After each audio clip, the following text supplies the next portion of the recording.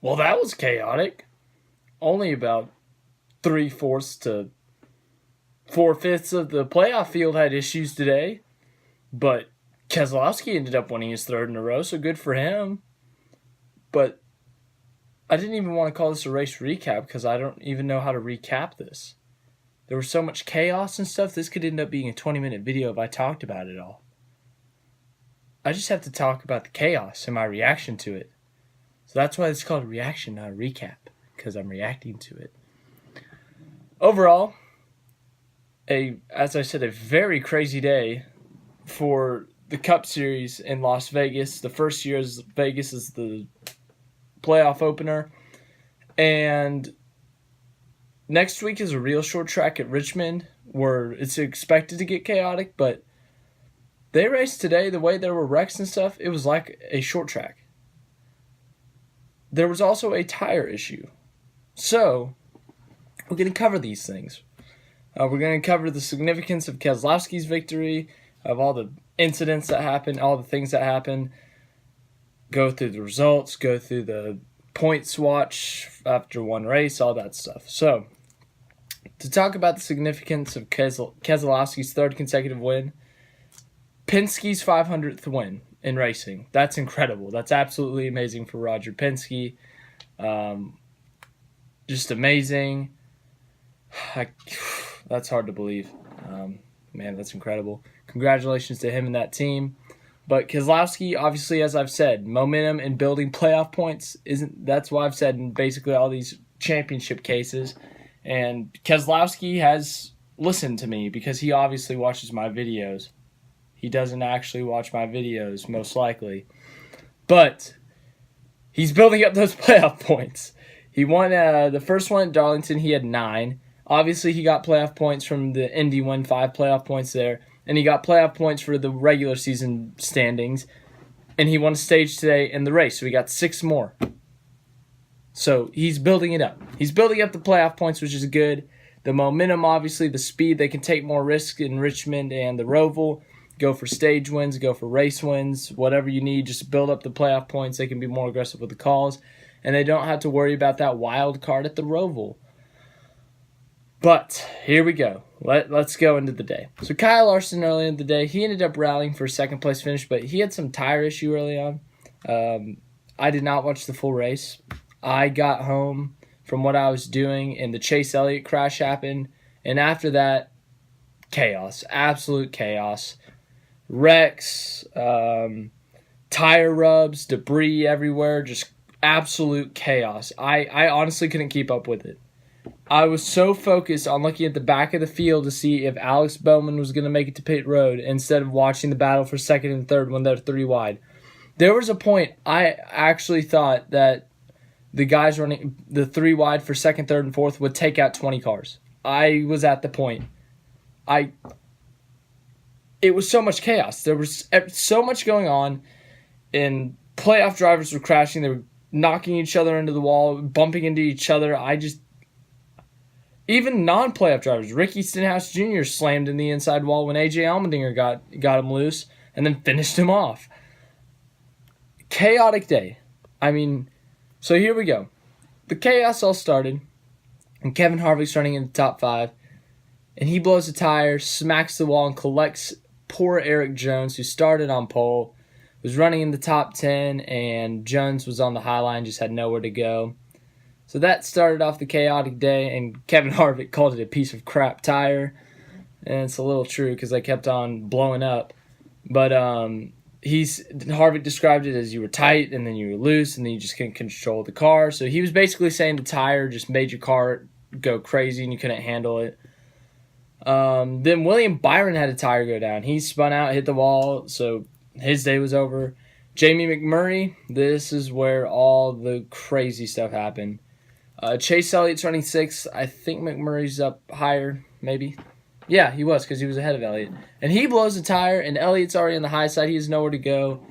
He runs into McMurray, and then he smacks the wall. And apparently on the radio he was saying, my shoulder, and everyone's freaking out that Chase Elliott's hurt. He said he was fine. Infield care center checked him out. He's fine. Hopefully he's good. Hopefully he's healthy, obviously. But still very bad for him to be in a crash. As I said in my preview video, he has the worst luck at Vegas. 3 times out of his 4 starts now, he's crashed out at the top 10. It's like Jeff Gordon in Texas. Jeff Gordon had terrible luck at Texas. I've had like an 18th place finish there, average. That's Chase Elliott at Las Vegas right now.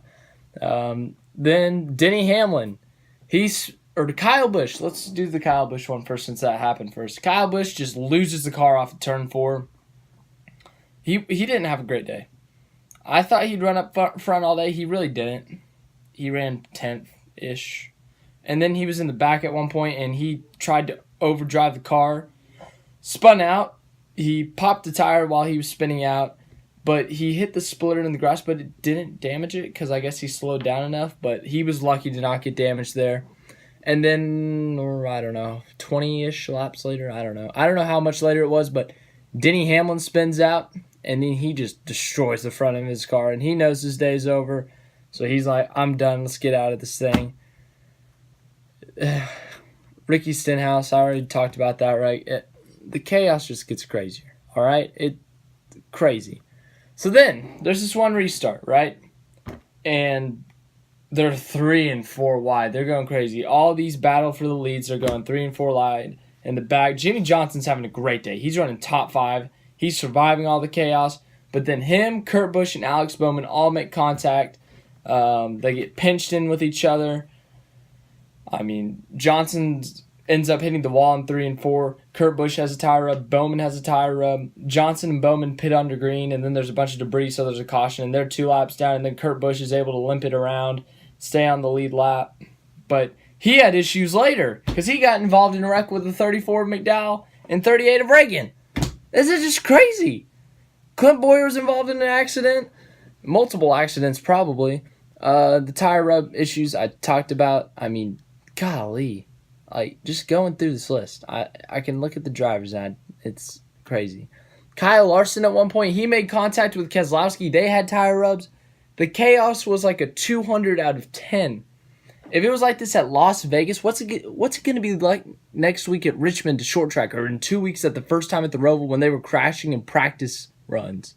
Like, they were doing tests there, and they were crashing. What's it going to be like when there are 40 cars out there side by side going into turns? What's that going to be like? Is it going to finish with like 6 cars out there? I can't even wrap my mind around it. Utter chaos in the first race. I guess I'll just give you the results and the points because this could end up going too long. Here we go. So, race results. Keselowski won, advancing himself into round 2. It's a relief off their shoulders. They don't have to worry about the Roval or Richmond. Larson finished the second, gets himself some points. Truex won a stage, added a playoff point. Got some stage points there to get a big buffer. Logano gets a top 5. Blaney gets a top 5. So in Penske's 500th win in racing, they got 3 cars in the top 5. Congratulations. Almirola 6th, a big points day for him. 7th, Kyle Busch came back and finished 7th. Man. Daniel Suarez got a nice top 10 in 8th. Ryan Newman 9th after announcing that he would not be returning to Richard Childress Racing. 10th, Paul Menard, good day for him. Austin Dillon finished 11th. That's a surprise. He survived the chaos. Good for him. 12th, Regan Smith, the super sub, back at it again with top 12. 13th, Trevor Bayne. 14th, AJ Allmendinger. 15th, Chris Buescher. Corey LaJoie 16th, J.J. Yaley 17th, Landon Castle 18th. Alrighty then.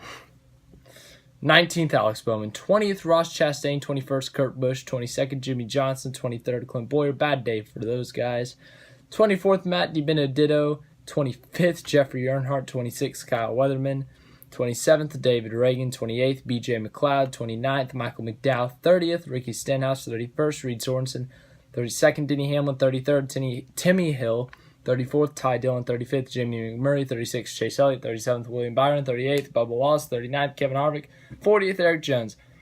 You know, when Elliott wrecked, I was like, what if the rest of the playoff field wrecked and it made his job a little bit easier and he wasn't as far back from the cut line, or maybe he was even still in?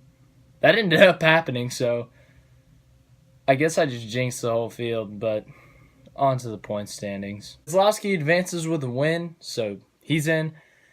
Building himself a very small lead of 65 points, Martin Truex Jr. Over the 13th Jimmy Johnson. Kyle Busch has a solid 63-point lead over Johnson for the position. Keselowski advanced, as I said, with a, what is that? 60, 20, 60. With a solid 38-point cushion, even though he wrecked. Kevin Harvick. So good for him. 34-point advantage for Joey Logano. A 24-point advantage for Kurt Busch.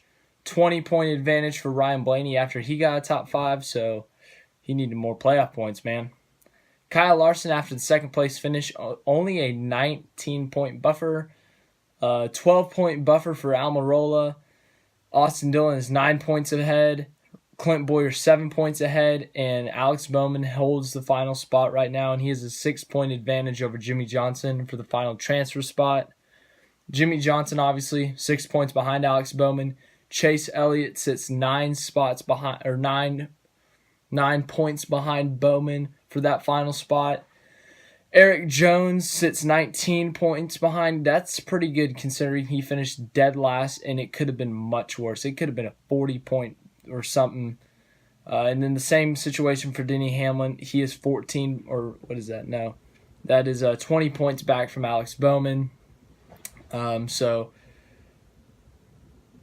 obviously, Richmond and the Roval win, and you advance. So, guys like Chase Elliott, Eric Jones, Denny Hamlin, Jimmy Johnson, these guys who aren't in right now, if they don't want to mess with the points thing, they're obviously going to have to win and lock themselves in.